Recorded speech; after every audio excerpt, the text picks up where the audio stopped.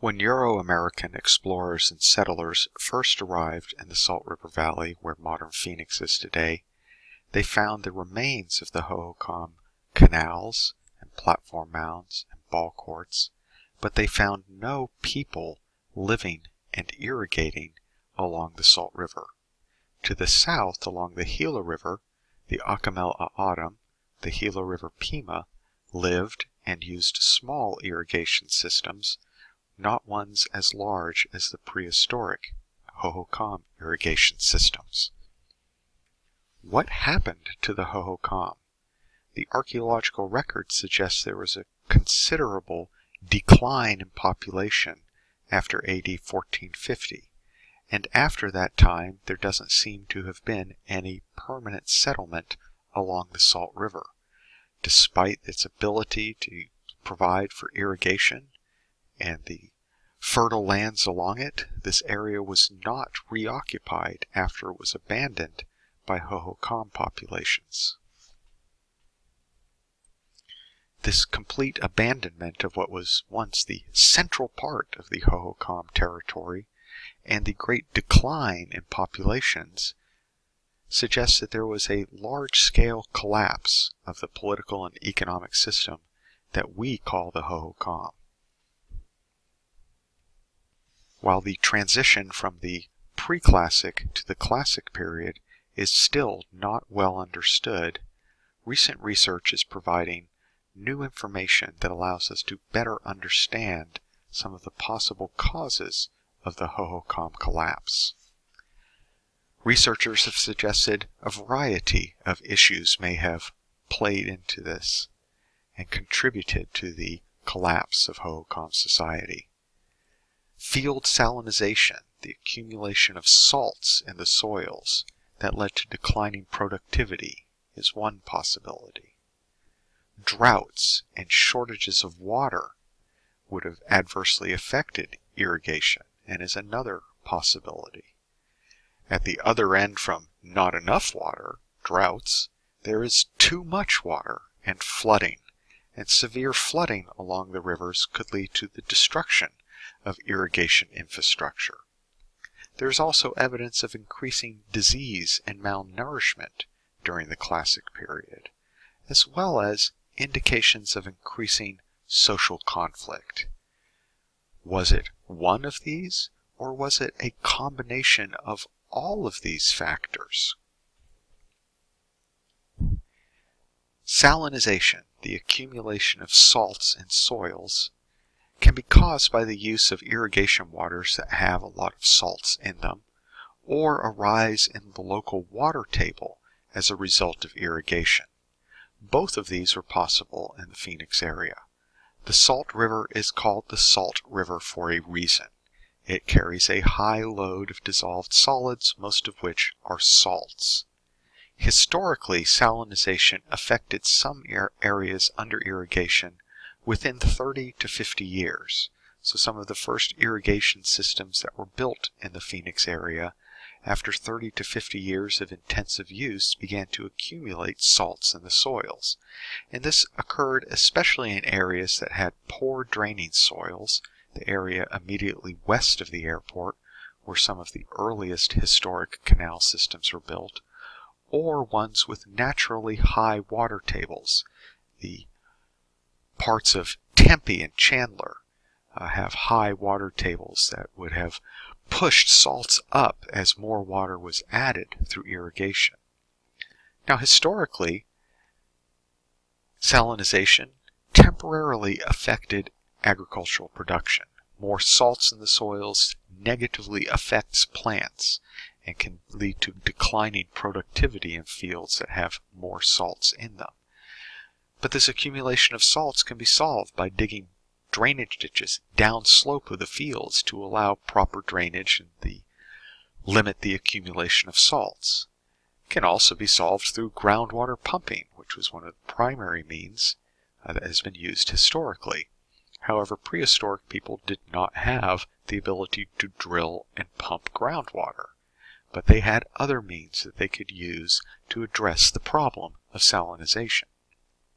Salinization can be caused by irrigation with salty water, As we see in the diagram, water plus salt goes into the soil.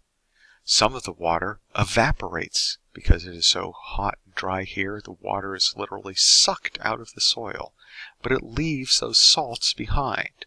Plants also suck water out of the soil via their roots, and then the water transpires or breathes out of the plant through pores on its leaves. So water is taken out of the soil, but the salts that had been in the water are left behind, leading to increasing accumulation of salts within the soils. Now there are some solutions.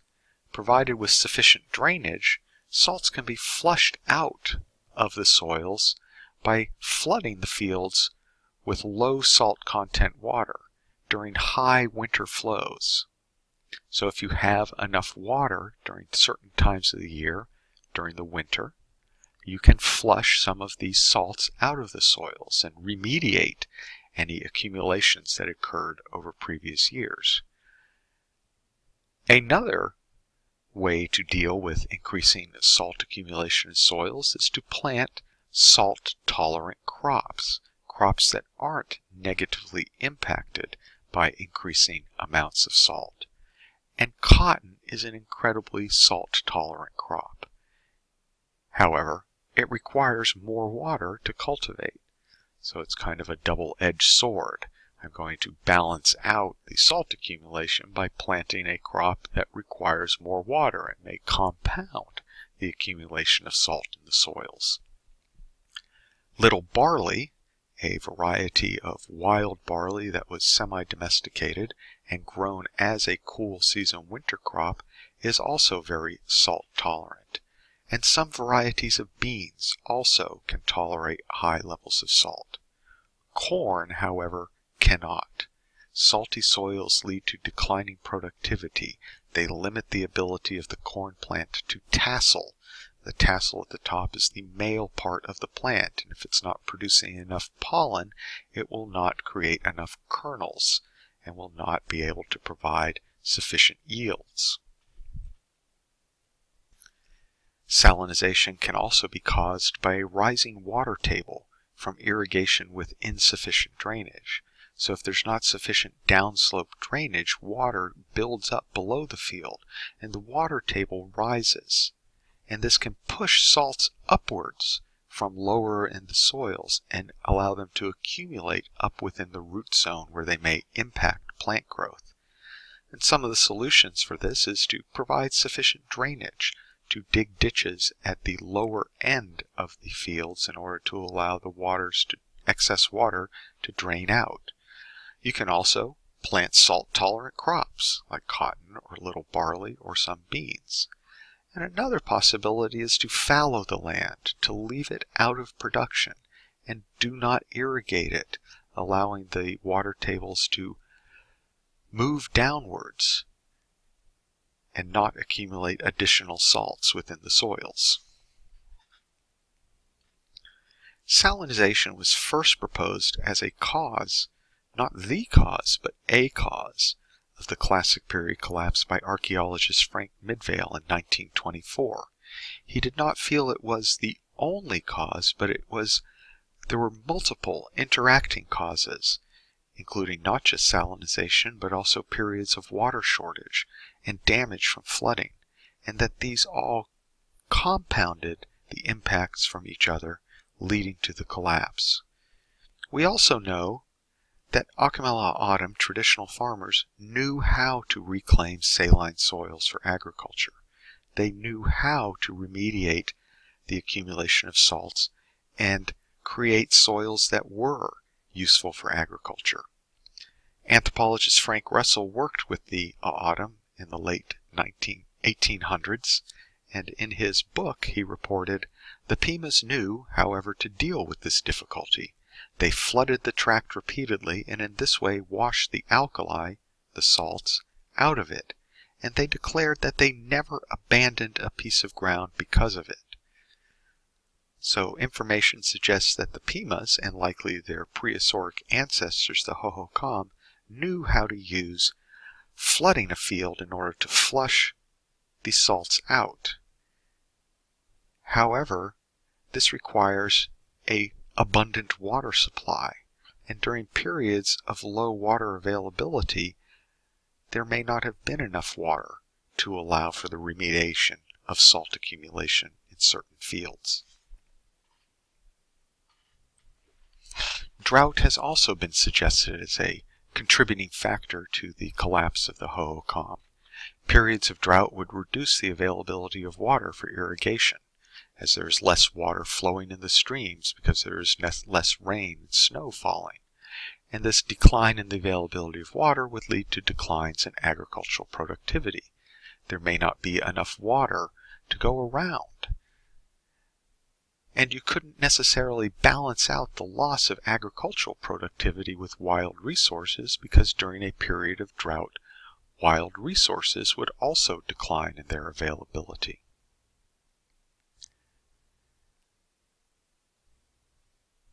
An analog to drought is in the 1880s, when irrigation systems were built upstream from the Aucamel and their loss of the Gila River irrigation waters led to a collapse of their agricultural production, which led to a period of famine and a tremendous decline in population loss. The photographer Henry Buman, working out of Tucson, took these photos during that time period, and we can see a decline in the standard of life of the Pima. Another photographer who worked here in Phoenix took other photos that were even more grim, showing the bodies of individuals who had died from famine being stacked up outside the Indian Agency as the Gila River Pima struggled to feed themselves with the loss of irrigation water. Prehistoric periods of drought would have caused similar declines in production, leading possibly to famine and also declines in population. The flip side of the coin from drought is flooding. Not when there's not enough water, but when there is too much water. Today, floods along the Salt River are controlled by a series of dams, both along the Salt and along the Verde that contributes to the Salt. But prior to the construction of these dams, there were some very severe episodes of flooding. And even since the construction of the dam, there have been some pretty severe episodes of flooding. So this photo from 1890, taken from the top of A Mountain in Tempe and looking westwards toward the area where the airport and downtown Phoenix are, shows the Salt River flooding. Today, if you go and drive over the bridges that parallel that railroad bridge, you're driving over Tempe Town Lake, the artificial lake in the bed of the river. But downstream from Tempe Town Lake, between there and the airport, the river's course is dry. Here we see it from bank to bank with raging waters.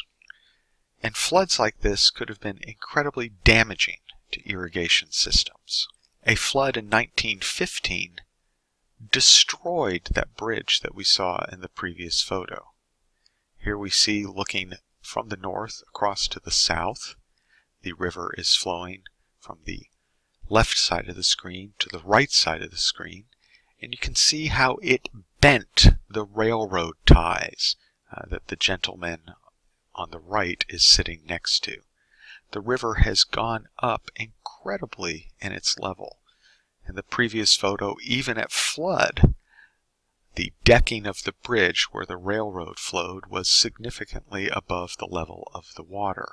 Here, the level of the water has risen to be at the same level as the railroad that crosses the bridge. And if floodwaters could do that damage to iron rail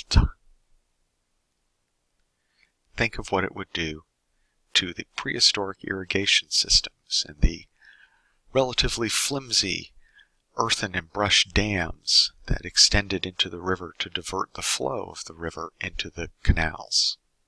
Even since the construction of Roosevelt Dam and other dams along the Salt and the Verde, there have been more recent historic floods. And in 1965, a severe episode of flooding covered the eastern end of the runway at Sky Harbor Airport. In the 1980s, the Army Corps of Engineers did a major project to build levees along the river and rechannel the course of the river away from the runways to prevent such a circumstance from ever occurring again. But floods negatively affected air travel out of the Phoenix airport and damaged the runway and other features. One of the most severe floods in recent memory was in 1993. It was the year that I moved to Arizona, and it rained for nearly a month straight during that January. And there was severe flooding not just on the Salt and the Gila and the Verde, but also almost every river in Arizona. I lived in Tucson at the time, and on my first day of class at the University of Arizona, I had to take off my shoes and socks and roll up my pants in order to wade across the street, which was flooded. This photo shows Gillespie Dam, which is near Gila Bend. This is a diversion dam that diverted water into the irrigation systems that feed the agricultural fields around Gila Bend. This was a modern steel-reinforced concrete dam. The flow of the flood was so strong that it breached the center of the dam, blowing it out, as you can see in this photo. So imagine the impacts that a flood would have on more perishable structures. The weirs and diversion dams that prehistoric peoples would have built would have been nowhere near as substantial as this concrete reinforced dam. So we know that numerous floods in the historic and modern era have damaged irrigation features and other properties, and so we must imagine that there would be similar effects to prehistoric irrigation systems, quite likely leading to severe impacts on their ability to be operated. We know that historically there was an episode of flooding on the Gila River Indian community that filled in the first 2 miles along one of their canals with flood sediments, requiring them to re-excavate and reconstruct the entire canal.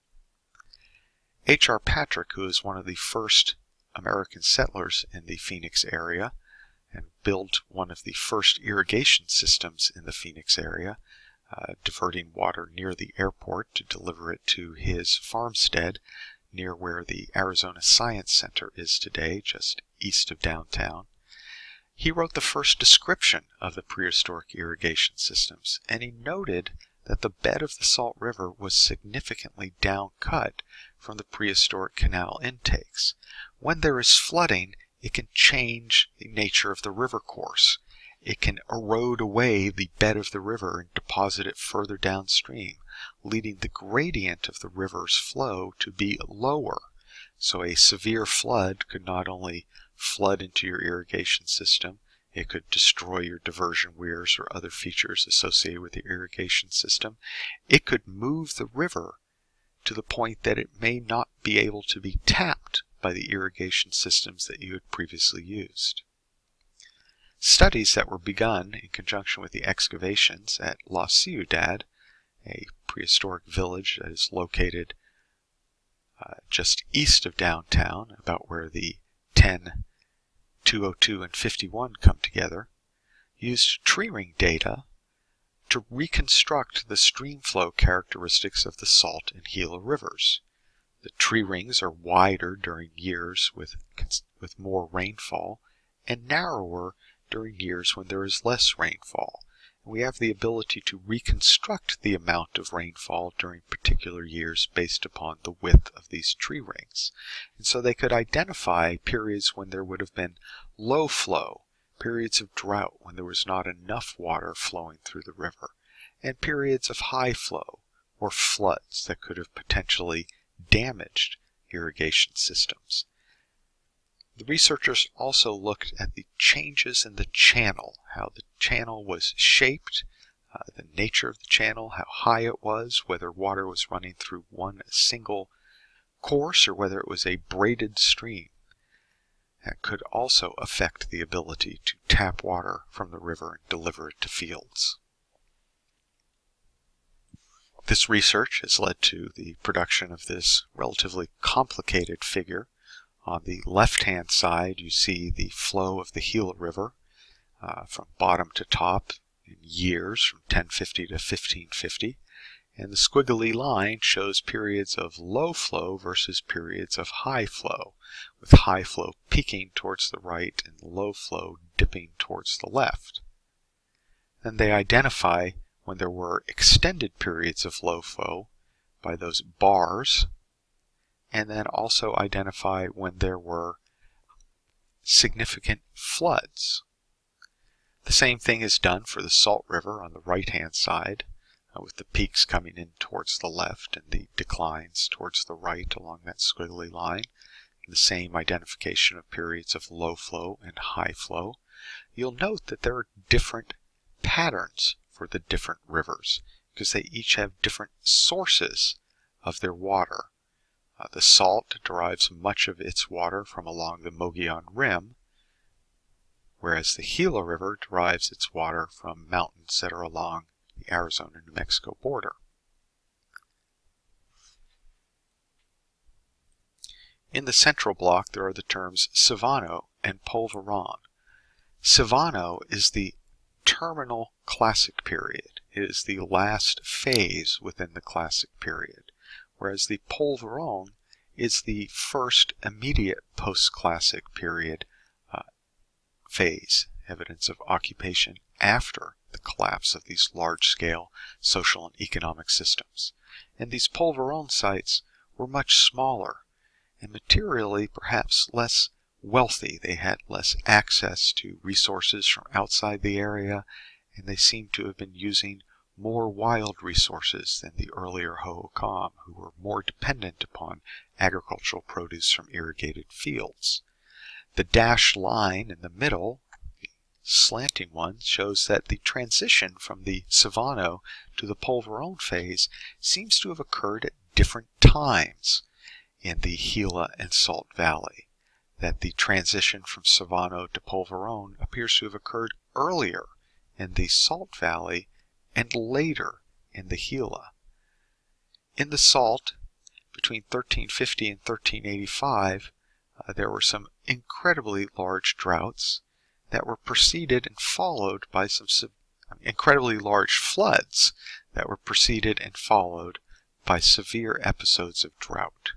So people were already weakened by droughts that were then followed by floods that damaged irrigation systems and would have reduced any productivity that still remained.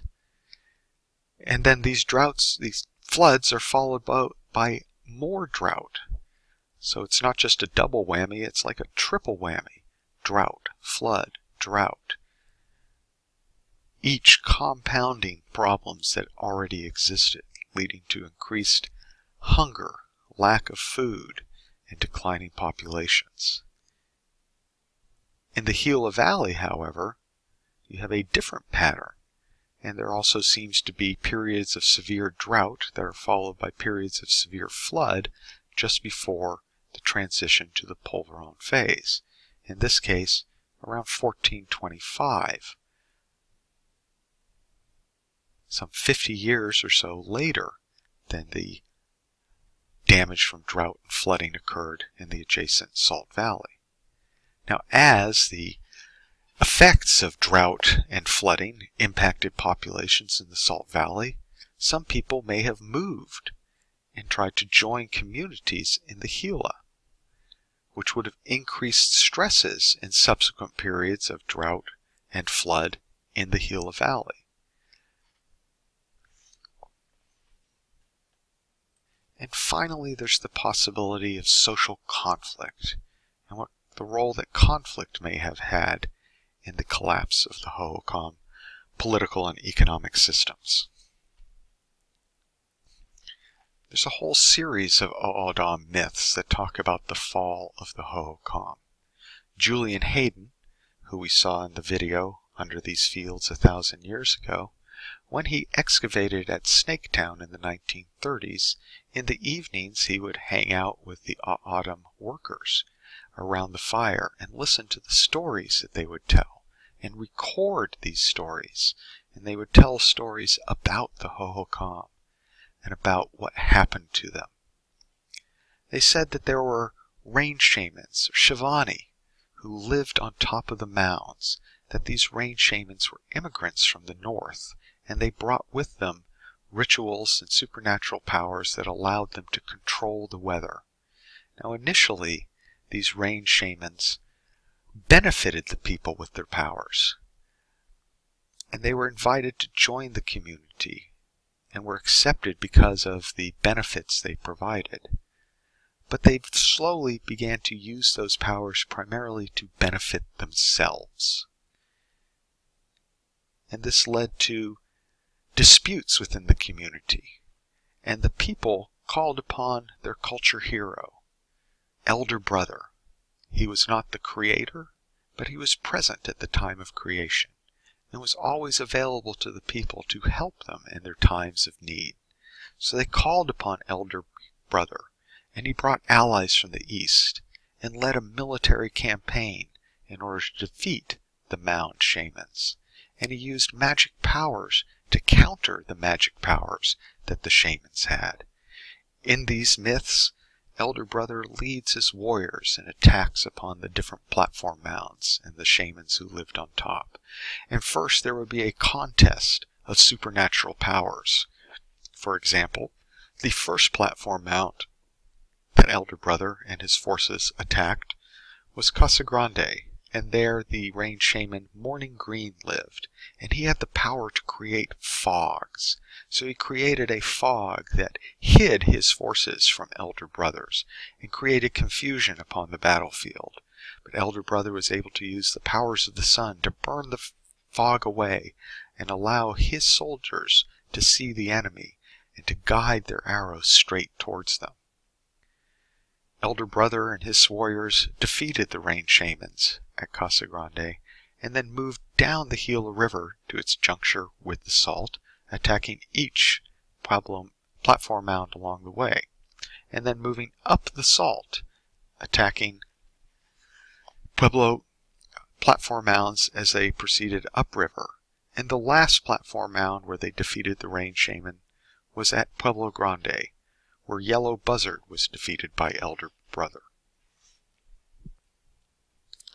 We don't have archaeological evidence of any great battles, and the platform mounds and the compounds around them don't seem to have been designed for defense. The compound walls that surround them, unlike the walls that surrounded Mississippian villages, didn't have towers projecting out from them to increase the ability of defenders to fire along the walls and prevent attackers from scaling the walls. The interiors of the compound walls did not have scaffolds on the inside that would allow defenders to stand near the top of the wall, protected by a parapet, but having the advantage of height over attackers on the outside. We also don't have large numbers of bodies with trauma indicating violence. So there isn't any direct archaeological evidence of social conflict. But the autumn myths are very instructive and suggest that stress between the ruling elite and the commoners below led to a breakdown in this relationship and perhaps the overthrow of these rulers. There is also evidence of increasing nutritional stress during the Classic period. If you remember from the pottery, we know that during the Classic period, exchange changed. Formerly, villages along different irrigation systems traded with one another. These different irrigation systems shared resources like pottery, and also probably various agricultural goods. And in addition to sharing these resources they produced, they likely shared the water that was along the river. Irrigation systems on one side of the river take water that could be used by irrigation systems on the other side of the river. And irrigation systems upstream take water away from those that are downstream. And the interaction and exchange between communities on different irrigation systems likely allowed them to mediate these relationships and share the water, allocating it equally among the different communities that were dependent on it. But during the Classic period, these exchange systems collapsed, and trade was almost exclusively within single irrigation systems. So there was no exchange and trade between irrigation systems. There was likely less cooperation in other spheres, like in the allocation of water. And different irrigation systems may have competed against each other to use the water that was available. And this may have led to declining productivity. And we see evidence of declining productivity and increased evidence of nutritional stress, particularly in an iron anemia deficiency that causes a condition called porotic hyperostosis, where we can see the loss of bone tissue, particularly in the crania around the eyes. And this would lead to greater nutritional deficiency and likely possible death from starvation. Some recent research has used the concept of path dependency to show how all of these factors could be compounded, leading to a dramatic collapse. Path dependency refers to when certain choices made can lead to an inflexible dependency on a specific technological adaptation. In this case, it's irrigation. The Hohokam could not live in large villages in the desert without irrigation, providing them increased agricultural productivity. This dependency can then be amplified through continued investment and development of the technology.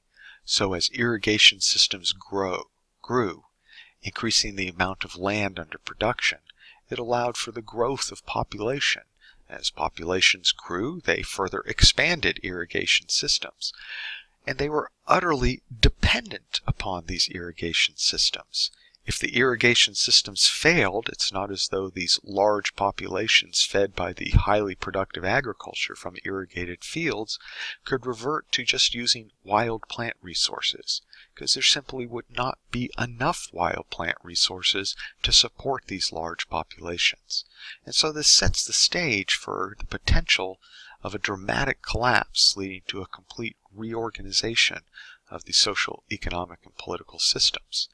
And once stresses like drought and flooding and increased nutritional stress, increased conflict, possibly increasing salinization during those periods of drought that preceded flooding because you didn't have the ability to flush the fields and rinse the salt out because there were limitations on the availability of irrigation water. That these all working in concert acted to lead to a dramatic period of collapse. And it may have been the severe floods in the 1380s and in the early 1400s that led to severe damage of irrigation systems that simply could not be overcome. They lacked the resources. Declining populations that were suffering from malnutrition simply didn't have the ability, perhaps, to rebuild these systems on a large scale. And as people moved perhaps from the Salt River after the 1380s floods into the Gila River, they added new stresses to the communities that existed there already, requiring greater production. And if there were declines, droughts, flooding that damaged the irrigation systems, it could also lead to a dramatic collapse as people couldn't contend with these new changes. They were dependent upon the productivity of irrigation agriculture. And if irrigation agriculture collapsed due to drought or damage of the irrigation systems from flooding or from increased salinization in the fields that could not be remediated because of a lack of water supply, it sets the stage for a complete collapse, famine, population loss, population resettlement in other more advantageous areas. And this seems to be what happened in the late 1300s and early 1400s. Multiple factors fed in. pushing the system to the point of breaking and collapsing, leading to a tremendous decline in population and leading to an open area along the Salt River. Even some 300 to 400 years later, people had not resettled after abandoning it in the late 1300s.